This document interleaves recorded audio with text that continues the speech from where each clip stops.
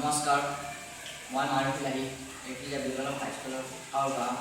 মোৰ লগত আছে সোহেল আহমেদ, ইন্দ্ৰমূল হক, মঞ্জুমা ইয়াসমিন, পাৰ্ভিন সুলতানা।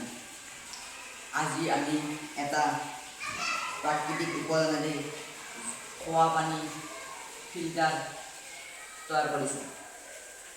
এই ফিল্টাৰটো ঘৰতে প্ৰাকৃতিক সামগ্ৰীৰে প্ৰস্তুত কৰিছোঁ।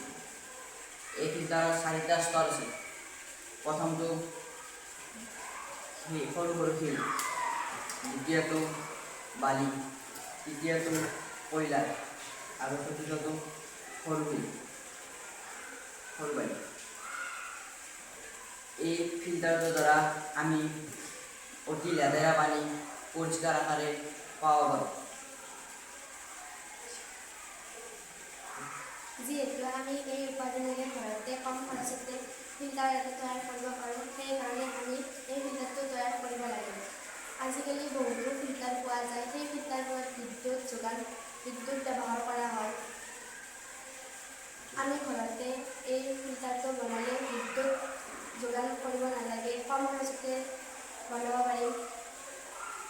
সেইকাৰণে আমি এই ফিল্টাৰটো ব্যৱহাৰৰ উপযোগী হয়।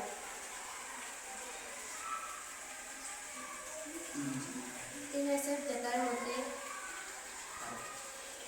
ভাৰতবৰ্ষত 163 মিলিয়ন মানুহে বিশুদ্ধ পানী যোগান কৰিব নোৱাৰে, যাৰ ফলত কিছুমান মানুহে কলেৰা, টাইফয়েড, ডায়েৰিয়া আদি বিভিন্ন ৰোগত আক্ৰান্ত হোৱা দেখা যায়। আমাৰ এই ফিল্টাৰটো বনোৱাৰ উদ্দেশ্য হৈছে কম খৰচত আৰু বিদ্যুৎ যোগান ধৰিব নোৱাৰা। আজিকালি মানুহৰ গাঁৱলীয়া অঞ্চলত পানীত বহুতো আইৰণ আৰু বিভিন্ন অশুদ্ধি পদাৰ্থ থাকে। এইবোৰ খালে গাঁৱলীয়া অঞ্চলৰ মানুহবোৰৰ বহুতো ৰোগত আক্ৰান্ত হয়। গাঁৱলীয়া মানুহৰ আৰ্থিক দিশ খবৰ নোহোৱাৰ কাৰণে দামী ফিল্টাৰ কিনিব নোৱাৰে আৰু তাত বিদ্যুতো ব্যৱহাৰ কৰিব নোৱাৰে। সেইবাবে আমাৰ এই প্ৰস্তুতটো গাঁৱলীয়া মানুহৰ বাবে অতি উপযোগী। এইখিনিকৈ আমাৰ কাম